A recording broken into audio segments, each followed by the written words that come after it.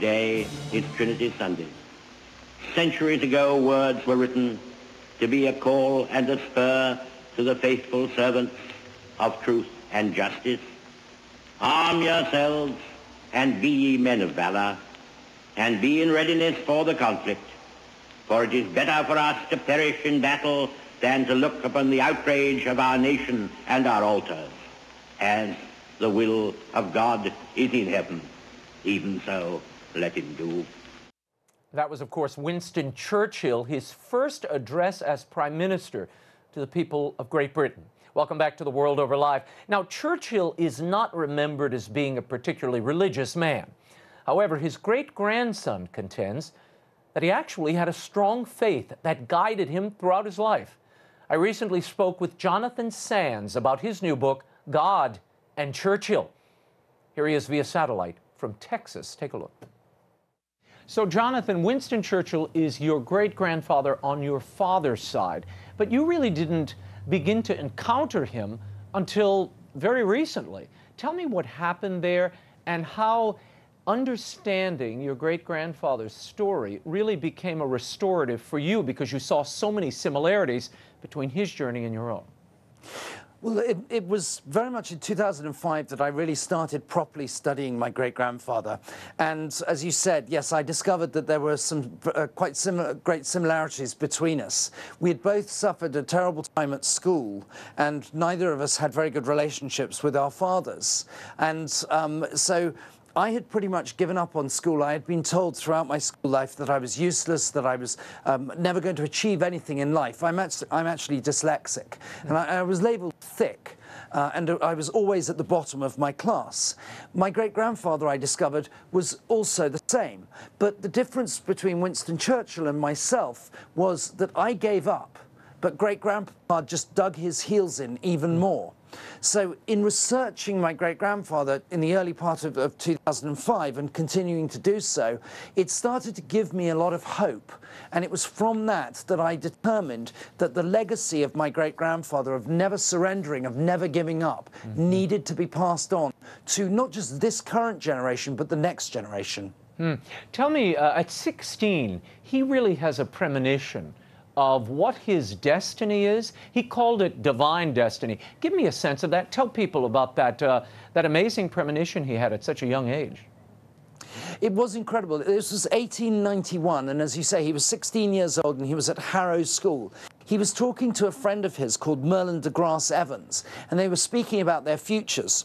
And suddenly, great-grandpapa chirped up with, "London will one day be attacked. I shall be in command of the forces of London, and it will fall to me to save the capital and save the empire."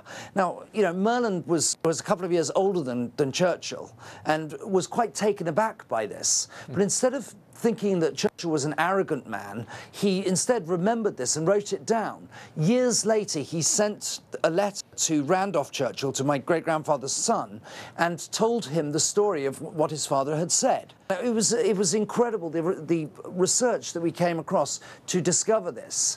And in the Christian world, in the religious world, that is considered a prophecy, purely and simply because a prediction can come from anyone and it might or might not come true.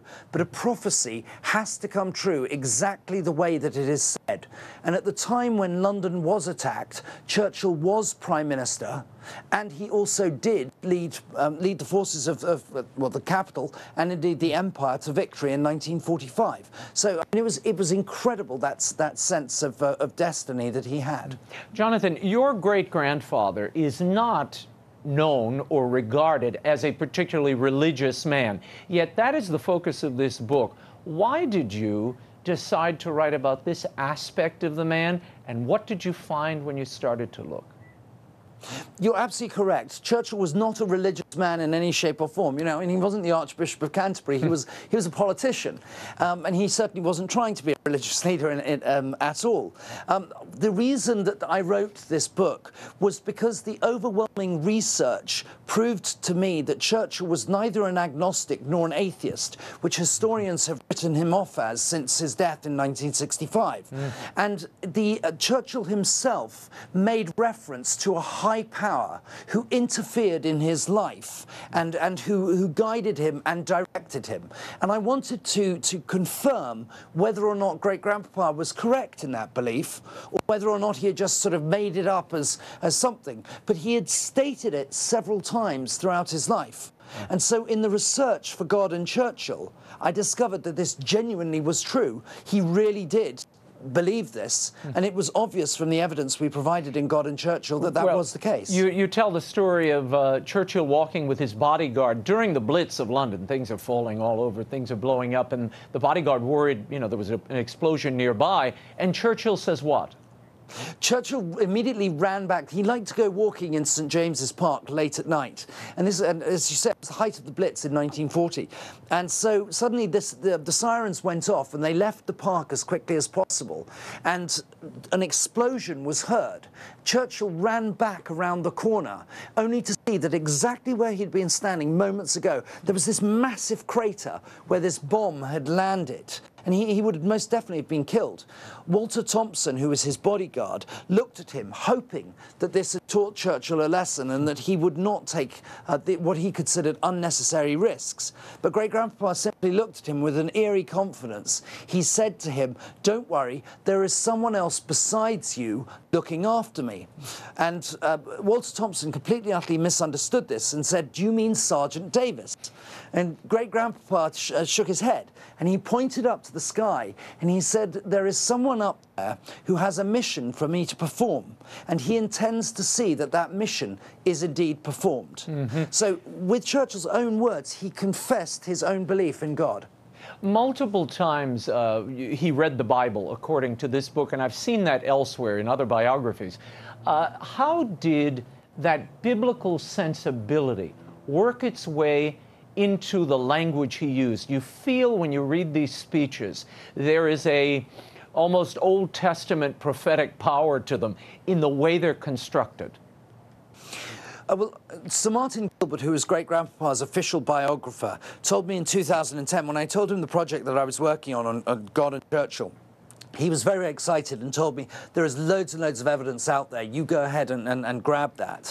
And he told me at that time that great-grandpapa had actually read the Bible some 16 times. Churchill had quite a photographic memory, and so he remembered an awful lot of the tracts from the Bible. And he himself found that they brought him comfort at times. And so he adjusted them and adopted them in his own particular speeches. I mean, you remember the speech he made at the start of the war, which was "Be ye men of valor." You know, he was quoting from the Maccabees. And so, you know, it was Churchill knew the power. He realized the power in the words in the Bible and the relevance that they had, not just for the time when they were written, but the relevance that they had for now. And that really was a springboard to very much help him with the speeches and help him pass that along. You see, unlike Adolf Hitler, great-grandpapa pointed the hope of Britain towards God. Hitler pointed the hope of Germany towards himself and you know, made himself a deity. But Churchill himself pointed that hope towards God. He knew and confessed himself that without that high power intervening, he would never have been able to succeed. So, you know, that is where he came from with the Bible. Jonathan Sands, your great-grandfather always talked about preserving a Christian civilization. What did he mean by that? And is it still relevant today? It is certainly very relevant today. Now, when he said a Christian civilization, he wasn't discounting other types of civilizations like Jews or anything like that. He wasn't discounting other religions. Okay, he was talking about a certain way of life. It was recognized that under the Nazis, there was absolutely no freedom whatsoever. You know, you didn't, when Hitler came to power in 1933, he banned all elections and all political gatherings. You know, you had no say whatsoever in Germany, and if you disagreed, then you were arrested and in most cases you were killed. Now, Christian civilization is built on the 10 Commandments, which, you know, we follow those 10 Commandments. And it was built on the ethics of the Sermon on the Mount, which great-grandpapa recognized and stated was the last word in ethics. And he said, what closely you follow it, the more likely we are to succeed in our endeavours. So Churchill was referring to the free society that we enjoy today, the freedoms that those brave men and women who gave their lives during the Second World War and indeed during the First World War preserved for us and made sure that we had. Final question, Jonathan. What is the comparison between our own times and those of your great-grandfather? Are there lessons here that we can apply? Yes, I certainly do believe that there are lessons. We should really take on board an awful lot of what Churchill said and warned at that time. You know, in 1946, he spoke at Westminster College in Fulton, and he talked about the Iron Curtain descending descending on Europe. And, you know, it's as relevant today as it was then. I believe firmly, and Wallace very much agrees with me, that we are looking at the year 1938. We need to pay attention today to see what's happening. We need to make sure that our leaders aren't leading us down a dangerous path, as indeed Prime Minister Stanley Baldwin and then Neville Chamberlain after him led us down in 1937, 1938, and then into 1939 when the war began. So we need to pay attention now. We need to be in contact with our political leaders, and we need to make sure that they keep basically a thumb on the pulse to make sure that we do not repeat history, because history does tend to repeat itself over and over again. And Churchill was very clear, if we don't learn from the first two theatres of war, there will be a third, and that will be the final reckoning. Jonathan Sands, thank you so much. The book, God and Churchill. Thanks again.